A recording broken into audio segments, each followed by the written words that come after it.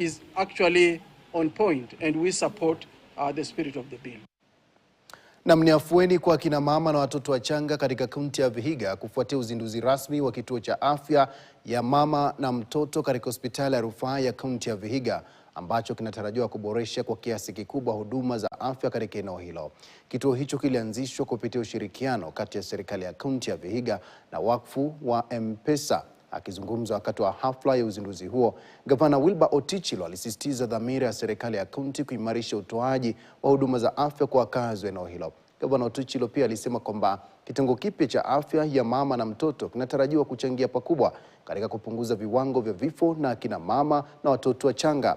Mwenyekiti wa wakfu M-Pesa Joseph Oguto alirejea dhamira hiyo ya wakfu huo kwamba wakushirikiana na serikali ya kaunti ili kuboresha huduma za afya katika kaunti hiyo. Tunasema mama yeyote asizalie nyumbani.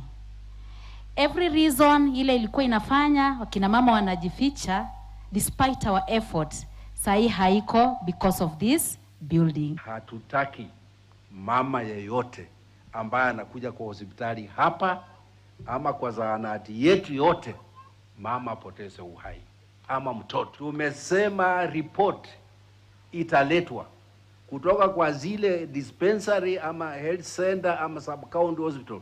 Every day lazima tupate report ya kusema mama kama alienda kuzaa kwa hospitali imekuaje, tulikuwa na tatizo lolote ama ni what happened.